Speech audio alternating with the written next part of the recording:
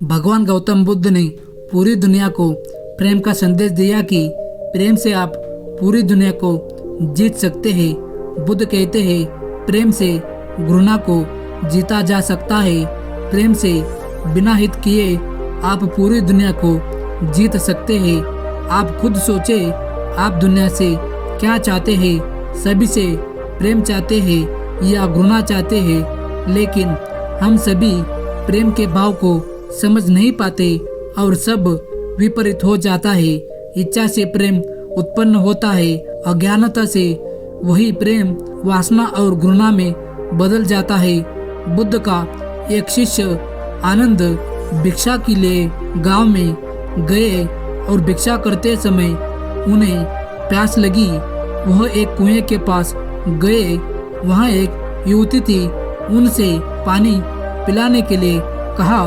पहले तो वह पानी देने के लिए मना की, लेकिन बाद में उसने घड़ा पीछे कर पानी देने से मना कर दिया। वह बोली, क्या हुआ? युवती बोली, मैं नीच जाति से हूँ। मेरे हाथ के पानी पीने से आपका धर्म भ्रष्ट हो जाएगा। आनंद ने कहा, आप इसकी चिंता न करें, पानी दे। पानी पिलाना तो पुण्य का काम होता है।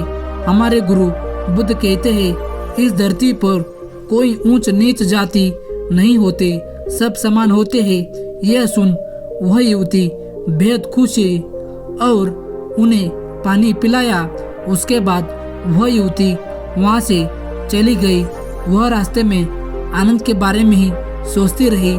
उसे उनकी सोच बेहद पसंद आई। आनंद देखने में भी सुंदर थे। कोई भी उन पर आसानी से मोहित हो जाता। वह युवती भी आनंद की तरफ खींच रही थी। वह रोज कुएं के पास उनका इंतजार करती। आनंद रोज उस कुएं के पास से जाते तो वह युवती उन्हें पानी पिलाती। अब तक उसे बस उन्हें जी भर देखने की इच्छा थी, लेकिन अब वह इच्छा बढ़ रही थी। एक दिन आनंद नहीं आए। युवती बेहद परेशान हो गई और उनके बारे में पता करने के लिए बुद्ध के आश्रम में पहुंच गई। जब उसने आश्रम में आनंद को देखा तब उसकी परेशानी दूर हुई। उसने आनंद से कहा, आज आप भिक्षा लेने के लिए गांव नहीं आए? आनंद ने कहा, आज मुझे आश्रम में कुछ काम था। युवती ने कहा, आप जाति का भेदभाव नहीं करते, क्या आप मेरे घर खाने के लिए आएंगे? आनंद ने कहा, यह मैं बुद्ध से पूछकर बताऊंगा। उनकी अनुमति मिल गई तो मैं अवश्य आऊंगा। यह सुन युवती खुश हो गई और वहां से चली गई। उसे उस दिन पूरी रात नींद नहीं आई।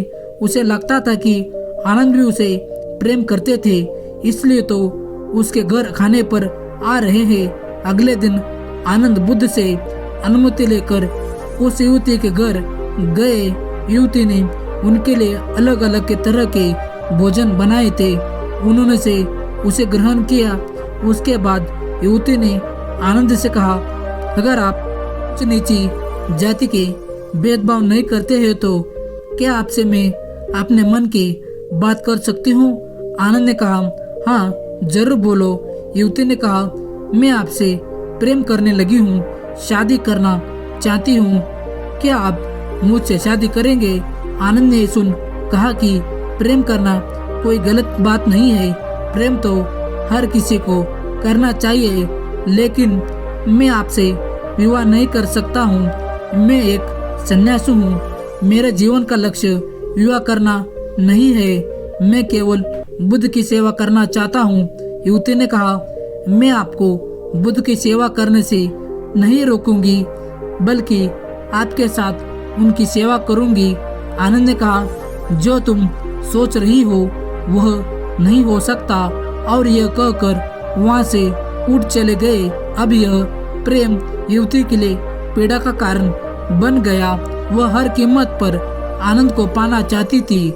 जब यह बात युवती को माँ को पता चली तो उसने वहां से बाहर निकालने के लिए एक उपाय सोचा। उसने अपने बेटी से कहा, तुम अपनी माँ पर भरोसा रखो, आनंद तुम्हारा ही होगा। तुम उसे फिर से खाने पर बुलाओ। मैं उसके खाने में बेहोशी का दवा मिला दूंगी, उसके बाद तुम मुझसे गंधर्व विवाह कर लेना। युवती ने कहा, क्या यह सही है? उसके माँ ने कहा, प्रेम में सही और गलत नहीं होता। अगले दिन युवती फिर आनंद से मिलने गई और कहा, क्या आप मुझसे नाराज हैं? आनंद ने कहा, नहीं, मैं किसी से नाराज नहीं होता। आपने ऐसा कुछ नहीं किया, मैं नाराज रहूं। युवती ने कहा, ठीक है, फिर क्या आप दोबारा मेरे घर भोजन के लिए आएंगे? आनंद ने कहा, मैं बुद्ध से अनुमति लेकर अवश्य आऊंगा। अगले दिन आनंद युवती के यहाँ भोजन पर गए। उसने तरह तरह के भोजन आनंद को परोसे। उसमें से एक में बेहोशी का दवाई मिलाई हुई थी। आनंद उसे खाते ही बेहोश हो गई। युवती की माता ने कहा, जाओ, अब तुम गंधर्व विवाह कर लो। युवती ने कहा, मुझे ये ठीक नहीं लग रहा। युवती की माँ कहती है, सही गलत सोचोगे तो आनंद कभी नहीं मिलेगा। युवती अंदर गई और तैयार होकर बाहर आई। जैसे ही वह वरमाला लेकर आनंद के पास गई, उतने में आनंद बेहोशी टूट गई और युवती को अपने समीप वरमाला के साथ देखा। युवती भी आनंद को इस तरह देख घबरा गई। आनंद युवती को खुद से दूर किया, बिना कुछ कहे वहां से उठकर चले गई। युवती कुछ नहीं कह पाई। उसने अपने माँ से कहा कि आपके कारण आनंद मुझसे दूर हो गया। मैं खुद को पापी समझ रही हूँ, मुझे ऐसा नहीं करना चाहिए था। मैंने बहुत बड़ा पाप किया है। अब तक वो मेरे हाथ से पानी तो पीते थे, लेकिन अब तो वो मेरा चेहरा तक नहीं देखेंगे। वह पूरी रात इस पीड़ा में रही और सोचती रही, दुख मनाती रही। अगले दिन सुबह होते ही वह बुद्ध के आश्रम पहुंच गई और बुद्ध से कहा कि मुझसे बहुत बड़ा पाप हो गया, आप मुझे उस पाप की सजा दे। बुद्ध मुस्कुराए, बोले, मुझे आनंद ने तुम्हारे बारे में बताया, तुमने कोई पाप नहीं किया, तुमने तो प्रेम किया है। युवती बोली, लेकिन आनंद तो मुझसे प्रेम नहीं करते, अब तो वो मुझसे घृणा करते होंगे। बुद्ध ने कहा, आनंद तुमसे घृणा नहीं करता, वो किसी से घृणा नहीं करता, वो तो बस प्रेम करता है और वह तुमसे प्रेम करता है, वह सबसे प्रेम करता है। तुमने अभी भी प्रेम का वास्तविकता को अभी भी समझा नहीं है। जो प्रेम करुणा लाए, आसपास शांति लाए, इसके विपरीत जो प्रेम क्रोध और लालच क्रूरता को लेकर आए, स्वतंत्र का हनन करे, मन में पीड़ा और अशांति लेकर आए, गलत काम कराए, इसे प्रेम नहीं कहते, उसे वासना कहते हैं। आनंद में आज भी शांति है, वो आज भी आनंदित है। वो तुमसे मिलकर पहले जितना खुश था, आज भी उतना ही खुश है। वह तुमसे जितना प्रेम पहले करता था, आज भी उतना ही करता है। उसके मन में कोई पीड़ा नहीं है, वह किसी पाप भाव से ग्रसित भी नहीं है।